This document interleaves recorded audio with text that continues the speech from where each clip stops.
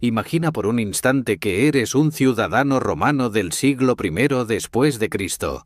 Has pasado la mañana entera recorriendo las calles polvorientas del foro, discutiendo en el mercado y negociando con clientes o plebeyos que dependen de tus favores. El sol aprieta, el sudor se pega a la piel y tu túnica blanca se ha convertido en un imán para el polvo. ¿Qué mejor plan para la tarde que acudir a los baños públicos, las famosas Thermae, el corazón palpitante de la vida social en Roma? Lo que hoy podríamos imaginar como un simple lugar para asearse o relajarse, en aquella época era muchísimo más. Era el centro de reunión, de negocio, de placer y, en muchos sentidos, de excesos. Los baños romanos no eran solamente una invención práctica para mantener la higiene, sino un verdadero escenario en el que se mezclaban todas las capas de la sociedad romana, desde el senador con toga bordada en púrpura hasta el esclavo que acudía siguiendo a su amo. Pero cuidado, cuando hablamos de los baños romanos, no debemos imaginarlos como un balneario moderno, silencioso y reservado. Aquello era un hervidero de voces, discusiones, carcajadas, música, olores de aceites perfumados y también, ¿por qué no decirlo?, de sudor rancio y cuerpos apelotonados. Los baños eran un reflejo perfecto de lo que fue Roma, grandiosa, innovadora, pero también desbordada de vicios y contradicciones. En esta primera parte de nuestro viaje, vamos a comprender por qué estos espacios se convirtieron en algo tan esencial para los romanos y cómo pasaron de ser simples lugares para lavarse a convertirse en auténticos templos del ocio, el placer y, en ocasiones, del escándalo. Los romanos no inventaron el concepto del baño público. De hecho, los griegos ya tenían sus gimnasios y casas de baño, aunque eran más modestos y se centraban en la práctica deportiva. Los etruscos, pueblo del que Roma heredó tantas costumbres, también habían conocido rudimentarias formas de baños comunales. Sin embargo, fue Roma la que elevó este concepto a proporciones colosales. Todo empezó de manera práctica. En una ciudad tan densamente poblada con insulae, esos edificios de viviendas pequeñas y mal equipadas, la mayoría de la población no tenía un lugar privado donde asearse. El baño público fue la respuesta perfecta. Barato, accesible y, con el tiempo, obligatorio en la rutina diaria de cualquier romano. Al principio, eran instalaciones sencillas, apenas una serie de habitaciones con agua caliente y fría, pero a medida que Roma se enriquecía y sus emperadores competían por ganarse el favor del pueblo, los baños se convirtieron en auténticos palacios de mármol, mosaicos y estatuas. Imagina entrar en las termas de Caracalla, inauguradas en el año 216 después de Cristo. El complejo podía albergar a más de 6.000 personas a la vez, techos altísimos abovedados, piscinas de agua caliente en las que cabrían decenas de hombres, salas decoradas con frescos mitológicos y un bullicio constante. No hablamos de una simple ducha colectiva, sino de una ciudad dentro de la ciudad, donde podías pasar horas enteras sin aburrirte.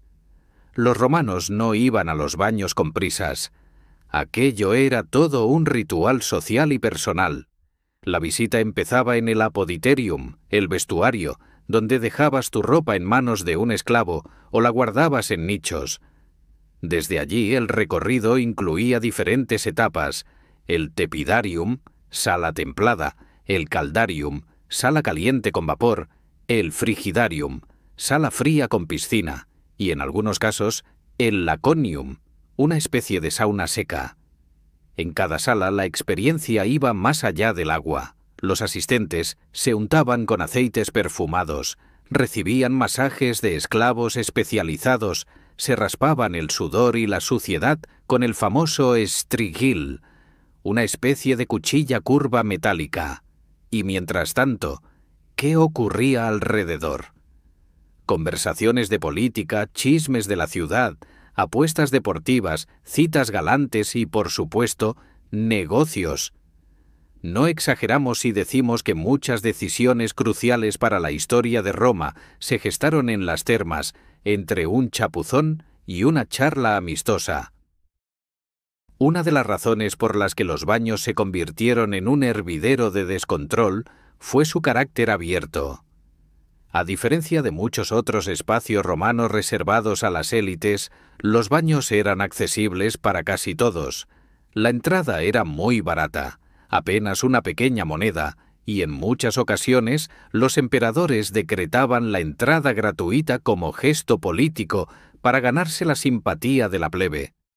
Esto significaba que allí se mezclaba todo el mundo: senadores, gladiadores retirados, comerciantes, soldados, esclavos y libertos. Las termas no conocían, al menos en teoría, de clases sociales. Esa convivencia en un mismo espacio creaba tanto una atmósfera de camaradería como también tensiones, excesos y, por supuesto, el descontrol que más tarde analizaremos en detalle. Con el tiempo, las termas se convirtieron en un símbolo del poder y la generosidad del emperador que las construía. Adriano, Caracalla, Diocleciano, todos querían dejar su huella con un complejo de baños más imponente que el anterior. No se trataba solo de agua y piedra, hablamos de complejos que incluían bibliotecas, gimnasios, jardines, fuentes, teatros y hasta pequeños templos. Eran espacios concebidos para que los ciudadanos pasaran la jornada entera allí, como si fuese un parque temático de la antigüedad. Esa magnificencia también tenía un efecto psicológico. Cuando un romano entraba en unas termas imperiales, sentía la grandeza de Roma reflejada en cada mosaico y cada estatua. La idea de que su imperio era eterno se respiraba en el aire húmedo de aquellas salas. Pero, al mismo tiempo, esa grandiosidad facilitaba los abusos. Cuando tienes espacios tan grandes, abarrotados de miles de personas y con poca supervisión, el orden se convierte en un concepto relativo. Hasta aquí todo parece magnífico: lujo, accesibilidad, convivencia. Pero precisamente esa mezcla fue el caldo de cultivo perfecto para que los baños se convirtieran en lugares de excesos y libertinaje. Piensa en ello. Grandes salas llenas de hombres semidesnudos, sudorosos, oliendo a aceite y vino, en un ambiente donde la relajación y la intimidad favorecían comportamientos que fuera de esos muros serían mal vistos. A eso sumemos que muchos acudían a las termas no solo para bañarse, sino para beber, comer, flirtear, apostar e incluso tramar conspiraciones. En esos espacios se relajaban las normas, y lo que en el foro o en el senado sería un escándalo, en el vapor del caldarium podía pasar desapercibido. Los baños eran un reflejo perfecto del espíritu romano: organización y caos, grandeza y decadencia, disciplina y exceso. Los mismos hombres que marchaban en formación cerrada por Germania o construían acueductos con precisión milimétrica eran los que se entregaban en las termas al vino, las charlas interminables, las apuestas y el placer sin medida.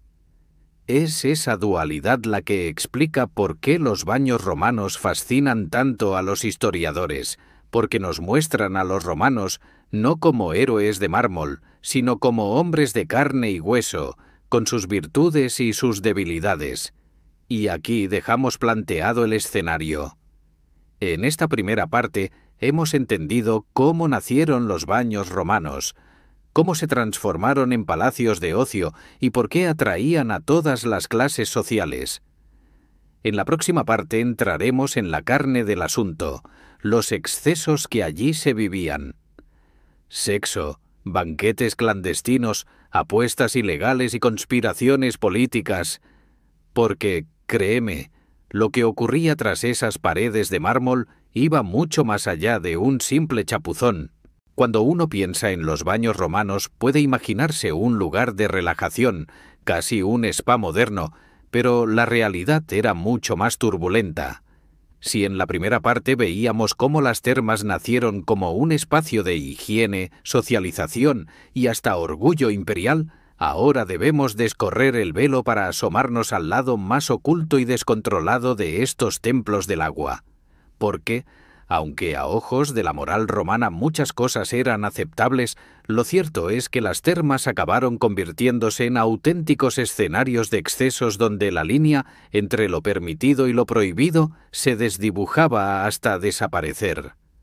Miles de ciudadanos se agolpaban cada día en estas enormes construcciones, y no todos iban con la intención de sudar en el caldarium o leer un rollo de papiro en la biblioteca.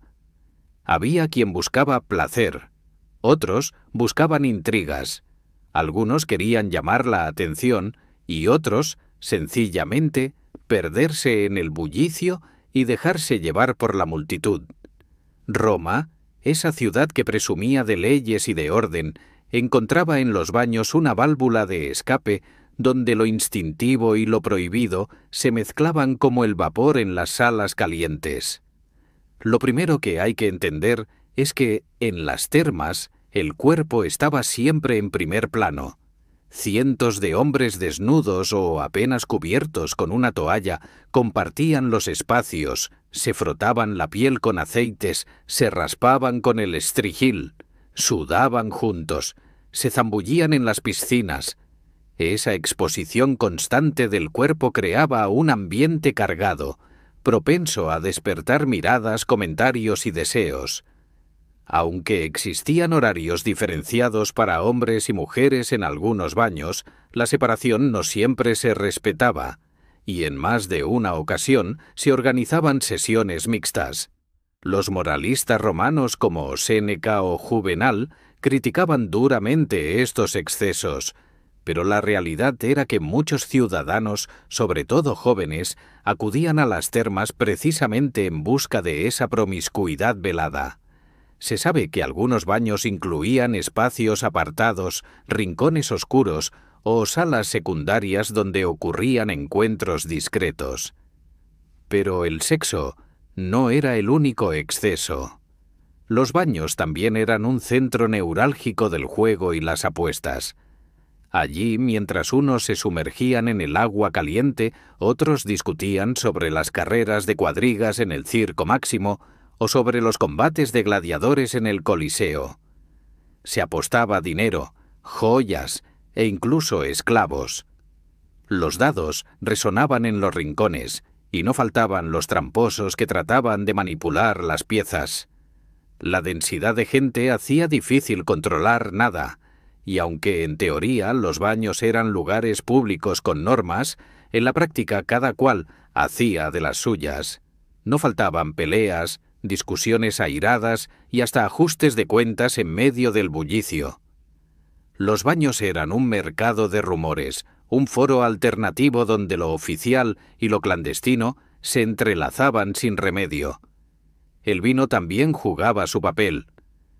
Aunque oficialmente no se debía entrar con bebidas, era habitual que vendedores ambulantes ofrecieran copas de vino barato o mezclas dulces a los asistentes.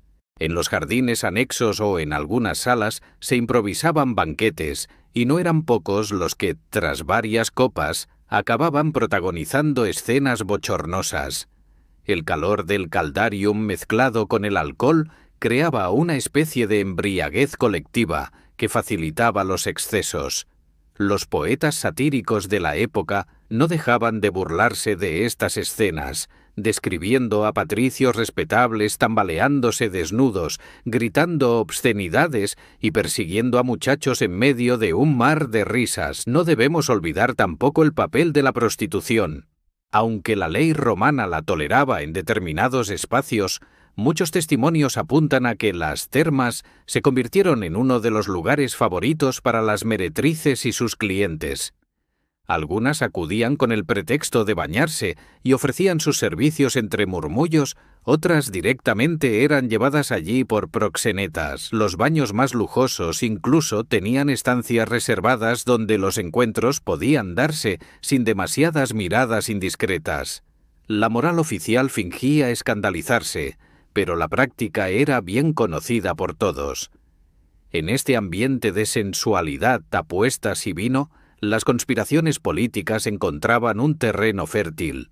Imagina a dos senadores hablando en voz baja en una esquina del tepidarium, rodeados por el bullicio, convencidos de que nadie escucha.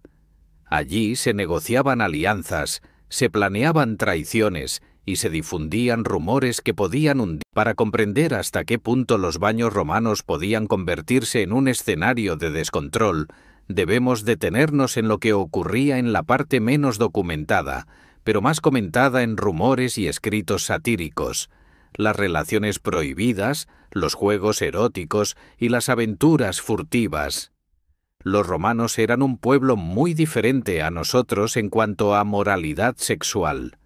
La desnudez no tenía el mismo peso que en la tradición cristiana posterior, y el hecho de que todos compartieran las salas de vapor, las piscinas y los vestuarios sin ropa abría la puerta a comportamientos que para muchos escritores moralistas de la época eran un escándalo. Sabemos por diversas fuentes que en las termas había prostitución encubierta. Las mujeres, que al principio no tenían permitido entrar en las mismas horas que los hombres, poco a poco fueron ganando espacios. Al final, en muchas ciudades se toleraba la mezcla, y ahí surgía la tentación. No eran pocos los clientes que aprovechaban el ambiente relajado y sudoroso de los baños para contratar a esclavas, prostitutas o incluso a jóvenes de ambos sexos. El propio Juvenal, un poeta satírico, habla de cómo las mujeres ricas acudían a las termas para encontrarse con sus amantes, disimulando bajo la excusa del baño. De hecho, hay inscripciones y grafitis encontrados en muros de termas provinciales que aluden a estas prácticas, con frases pícaras, dibujos obscenos y hasta listas de precios de servicios sexuales. El escándalo era tal que algunos emperadores intentaron imponer medidas de control, separando horarios para hombres y mujeres. Pero ya era tarde. El hábito estaba demasiado arraigado, y el atractivo del encuentro clandestino era parte de lo que daba sabor a la visita a las termas. No debemos imaginarlo como algo marginal, sino como parte del propio atractivo social. Ir al baño no era solo sudar y limpiar el cuerpo, era también entrar en un ambiente de libertad donde se rompían las normas cotidianas. Por eso, para los moralistas como Séneca o Tácito, los baños eran un símbolo de decadencia. Consideraban que aquella mezcla de placeres sensuales, comida, alcohol y conversación era un veneno para la disciplina romana tradicional, la que enorgullecía a los viejos campesinos del Lacio. Además de los encuentros sexuales, había también todo un componente de apuestas y juegos que incrementaban el caos. En los espacios anexos a las termas se jugaba a los dados, se organizaban competiciones deportivas improvisadas en la palaestra y no faltaban los estafadores y tahúres. El bullicio era constante, discusiones sobre apuestas, acusaciones de trampa, desafíos físicos que acababan en peleas. Imagina un grupo de soldados retirados, exaltados por el vino y el calor del caldarium, apostando monedas en un juego de tabas mientras a pocos metros un senador discute de política, un esclavo da masajes y un grupo de jóvenes se lanza al agua fría entre gritos. Todo al mismo tiempo. El resultado, un caos que hoy sería incontrolable. Y lo curioso es que, en cierto modo, estaba permitido. El Estado prefería que el pueblo se desfogara allí, en un espacio público, antes que en la calle, organizando disturbios. En este ambiente de mezcla y descontrol, la figura de los masajistas y untadores de aceites, los unctores, jugaba un papel clave. Eran personajes casi omnipresentes. Ofrecían aceites aromáticos de todo tipo, desde el más barato con grasa rancia hasta mezclas carísimas con esencias de rosas, canela o mirra. El masaje era, en teoría, algo saludable, pero en la práctica se convertía en un espectáculo. Imagina estar tumbado sobre una camilla de piedra mientras un esclavo frota tu cuerpo con aceites resbaladizos, mientras a tu alrededor otros clientes observan, comentan, se ríen o incluso critican tu físico. El masaje era a la vez una experiencia íntima y pública, y eso creaba un ambiente ambiguo que alimentaba rumores y escándalos. Había quienes aprovechaban el contacto para propósitos más allá de lo terapéutico, lo que añadía otro elemento de libertinaje. El ruido, una vez más, era protagonista. Séneca nos lo describe con resignación. Los gritos de los levantadores de pesas en la palaestra, los chapuzones de quienes saltaban al agua fría, los jadeos de los que sudaban en el caldarium, los vendedores ofreciendo salchichas calientes, los barberos afilando sus cuchillas, los mendigos pidiendo limosna, los jóvenes tocando la flauta. Todo junto. Para un romano acostumbrado al campo, aquello debía de ser un tormento. Pero para la mayoría era parte de la diversión. Ir a las termas significaba sumergirse en ese caos sensorial. No podemos olvidar tampoco el papel de la comida y la bebida dentro de los baños. Había tabernas y vendedores ambulantes que ofrecían desde vino barato hasta exquisiteces como ostras, dulces de miel o salchichas asadas. Comer en medio del vapor y del bullicio era otra forma de exceso. Algunos pasaban horas bebiendo, lo que llevaba inevitablemente a las borracheras y a los altercados. Hay testimonios de peleas monumentales entre grupos de amigos que, después de beber demasiado, se enzarzaban en discusiones políticas o personales. El vino corría tanto como el agua caliente, y esa combinación convertía a las termas en un lugar tan peligroso como atractivo. Los robos eran otra constante. Ya hemos mencionado que en los vestuarios era común que desaparecieran ropas y sandalias, pero no era lo único. Había carteristas que se infiltraban en las salas más concurridas para robar anillos, collares o monedas.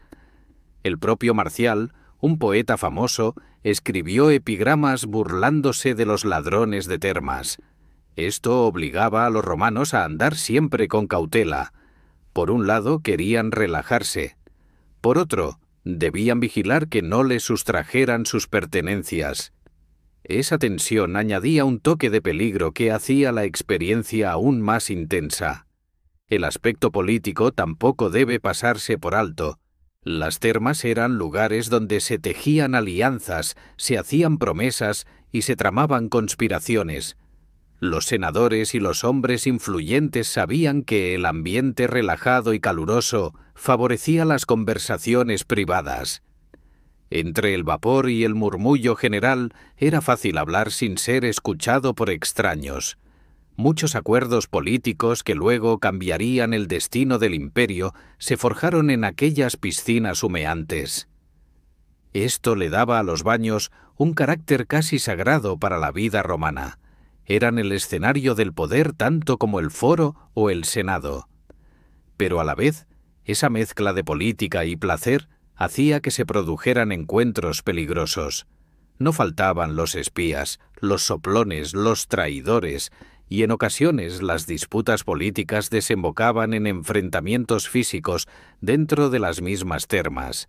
En ciudades de provincias donde las termas eran más pequeñas pero igualmente concurridas, la situación era incluso más caótica. Allí, el baño era una ocasión especial. La gente de pueblos cercanos acudía a la ciudad y el edificio se llenaba de visitantes. Los campesinos, menos acostumbrados a las normas urbanas, solían comportarse de manera más ruidosa y desinhibida. Esto provocaba choques culturales con los ciudadanos más refinados y, de nuevo, broncas, discusiones y escenas de desorden. Lo que para algunos era un ritual de salud y socialización, para otros se convertía en una oportunidad de desmadre. En el imaginario romano, el baño tenía también un componente religioso. Muchas termas estaban decoradas con imágenes de dioses como Hércules, Venus o Apolo, asociados al cuerpo, la belleza y la fuerza. Esto daba al espacio una apariencia de templo del placer. Y al igual que en los templos había rituales solemnes, en las termas se desarrollaban rituales de exceso. El contraste era brutal. Bajo la mirada de las divinidades, los ciudadanos se entregaban al ruido, al sudor, al vino y a la carne. Lo más llamativo es que los romanos no veían en todo esto un problema serio, salvo algunos moralistas. Para la mayoría era simplemente parte de la vida. El baño era necesario, pero también era divertido. Y la frontera entre higiene y fiesta se desdibujaba hasta desaparecer. En cierto modo, las termas eran un microcosmos del imperio. Diversidad, riqueza, lujo, excesos y también desigualdad, violencia y caos. En este punto, podemos decir que el descontrol en los baños romanos no era un accidente, sino el resultado natural de su propia concepción. Eran espacios diseñados para concentrar a miles de personas, ofrecerles comodidades, placeres y oportunidades, todo en un mismo lugar.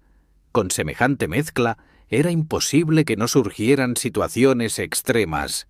Desde robos hasta borracheras, desde juegos eróticos hasta conspiraciones políticas, desde apuestas hasta peleas, todo formaba parte del paisaje cotidiano. Y por eso, aunque los baños eran un símbolo de civilización y poder, también lo eran de desmadre y exceso, si hasta ahora hemos visto el bullicio, la mezcla social, el erotismo, las apuestas y la política que hervían dentro de las termas romanas, hay un aspecto que todavía nos falta para comprender del todo por qué aquellos baños eran un auténtico descontrol. La relación con la religión, la salud y la moralidad.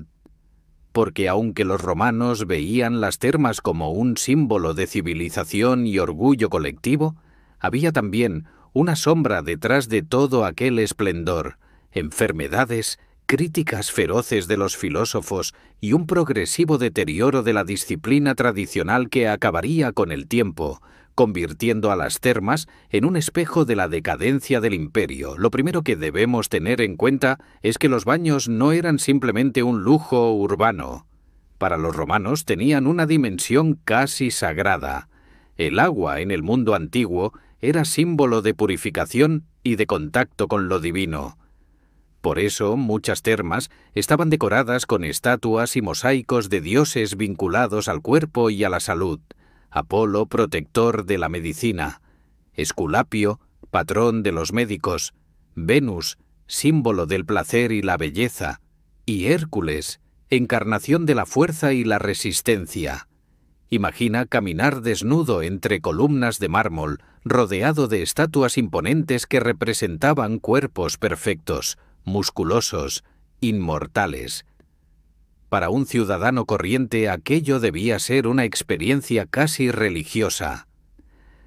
Entrabas sudoroso, cansado, cargado de polvo, y tras pasar por el ritual del baño salías perfumado, ligero, con la sensación de haber renacido. Esa sensación de renacimiento era la que alimentaba la idea de que el baño era algo más que un hábito, era un rito de paso diario, una comunión con lo divino. Ahora bien, no todos compartían esa visión idílica. Filósofos estoicos como Séneca o moralistas como Tácito veían en los baños un signo de corrupción. Para ellos, la verdadera grandeza de Roma había estado en la austeridad de los campesinos del Lacio, en la disciplina de los soldados que levantaron el imperio.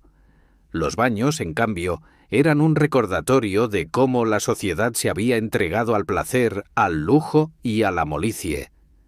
Séneca se quejaba del ruido insoportable de las termas, pero detrás de esas quejas había una preocupación más profunda, que el ciudadano romano había cambiado la espada por el strigil, el trabajo duro por la sauna perfumada, la virtud por el vicio. Juvenal, con su ironía cruel, decía que las matronas romanas salían de las termas más sucias de lo que habían entrado, porque no se purificaban, sino que se revolcaban en placeres. Esa idea de que los baños eran un nido de inmoralidad fue repetida una y otra vez. Y había razones prácticas para estas críticas. Porque, aunque los romanos eran expertos en ingeniería y las termas contaban con sistemas de agua corriente, desagües y calefacción impresionantes, la realidad es que compartir piscinas con cientos de personas no era lo más higiénico del mundo. Pensemos en el Caldarium, una sala cerrada, llena de vapor, con agua caliente en la que se metían decenas de cuerpos sudorosos. El agua se renovaba así, pero no con la frecuencia ni con los métodos que hoy consideraríamos aceptables. Esto favorecía la transmisión de enfermedades cutáneas, infecciones y parásitos. De hecho, algunos estudios arqueológicos han encontrado restos de piojos y huevos de gusanos intestinales en los desagües de las termas. Es decir, que lo que los romanos pensaban que era un acto de higiene, a menudo resultaba ser un foco de contagio. A esto se sumaba el uso compartido de utensilios como los strigiles. Recordemos que esas cuchillas de metal arrastraban sudor, polvo y grasa, que a veces se recogía para venderse como ungüento. Pues bien, esa práctica no solo era repulsiva para nosotros, sino que multiplicaba el riesgo de infecciones cutáneas. Imaginemos a cientos de hombres y mujeres usando los mismos instrumentos, pasados de mano en mano o de esclavo en esclavo. El resultado debía de ser un caldo de cultivo perfecto para la propagación de enfermedades, pero lo más impactante es que los romanos no parecían preocuparse demasiado por ello. Al contrario, seguían llenando las termas día tras día, porque el atractivo social y lúdico era más fuerte que cualquier miedo a la enfermedad. Para ellos, el baño era salud por definición, aunque la realidad fuese más ambigua. Esto nos dice mucho de la mentalidad romana. Más que la higiene en sí, lo importante era el ritual, el sentirse parte de la comunidad, el ser visto y reconocido. La salud pasaba a segundo plano frente al placer de la experiencia. Con el paso del tiempo, este contraste entre la visión ideal y la realidad práctica se fue acentuando. En la época de los grandes emperadores, las termas eran un símbolo de la potencia de Roma, edificios colosales que dejaban boquiabiertos a provincianos y embajadores extranjeros. Pero a medida que el imperio entraba en crisis, el mantenimiento de estas instalaciones se volvió insostenible. Mantener las calderas encendidas, traer agua desde kilómetros de distancia, pagar a los esclavos que se ocupaban del servicio, todo eso costaba fortunas. En tiempos de bonanza, los emperadores lo pagaban como propaganda, pero cuando la economía empezó a resentirse, las termas se convirtieron en un lujo difícil de sostener. Y aquí viene lo más curioso. En muchos casos, aun cuando el imperio se tambaleaba, se seguía gastando en baños. Había emperadores que recortaban en ejército o en infraestructuras, pero no en termas, porque sabían que eran un arma de propaganda masiva. Darle al pueblo pan y circo incluía también agua caliente y vapor. El pueblo romano podía soportar la escasez de pan, pero no renunciar a sus baños. Esto nos habla del grado de dependencia que se había generado. Las termas no eran solo un pasatiempo, eran casi una necesidad psicológica. Las críticas cristianas, que empezaron a alzarse a partir del siglo III y IV, añadieron un nuevo ingrediente. Para los cristianos, las termas eran un lugar de pecado. La desnudez colectiva, los encuentros sexuales, la mezcla de hombres y mujeres, los juegos eróticos y el lujo ostentoso eran incompatibles con la nueva moral. Padres de la Iglesia como Tertuliano o San Jerónimo condenaban abiertamente estos espacios, y a medida que el cristianismo ganó influencia, las termas fueron perdiendo prestigio. Pasaron de ser símbolo de civilización a ser vistas como antros de inmoralidad. Este cambio cultural fue tan profundo que, siglos después, cuando los reinos germánicos ocuparon el territorio romano, muchas termas fueron abandonadas o reconvertidas, porque ya no encajaban en la nueva mentalidad religiosa. Sin embargo, mientras existieron, las termas fueron el mejor reflejo de la contradicción romana. Un pueblo disciplinado y guerrero que al mismo tiempo se entregaba al placer y al exceso. Eran templos de agua y vapor, pero también de ruido, enfermedad, sexo, política y borrachera. Un lugar donde la grandeza y la decadencia se abrazaban cada día, en un ritual que definió durante siglos la vida del imperio. Los baños romanos no fueron solo un lugar para la higiene ni un simple lujo urbano. A lo largo de este viaje hemos visto cómo eran auténticos templos de lo cotidiano, espacios donde el pueblo y las élites compartían algo más que agua caliente. Compartían información, rumores, placeres y excesos. Ahora bien, para cerrar este relato conviene reflexionar en lo que realmente significaban los baños en el corazón del imperio.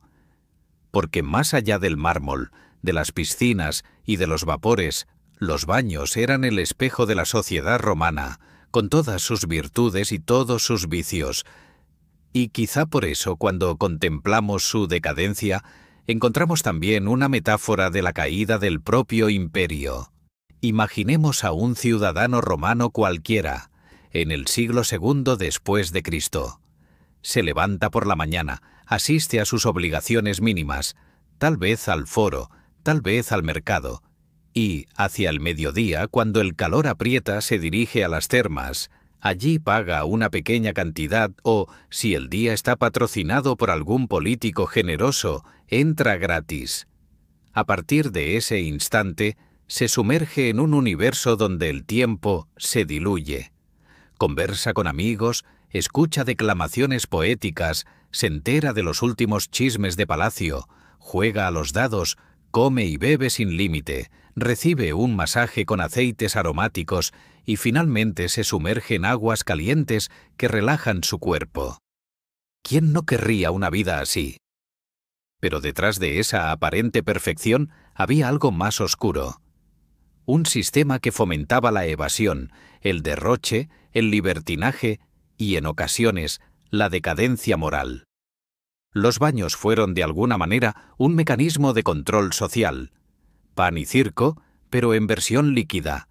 El emperador podía asegurarse de que el pueblo estuviera satisfecho, relajado y entretenido si tenía acceso a estos complejos colosales. No es casualidad que figuras como Trajano, Adriano o Caracalla impulsaran construcciones gigantescas.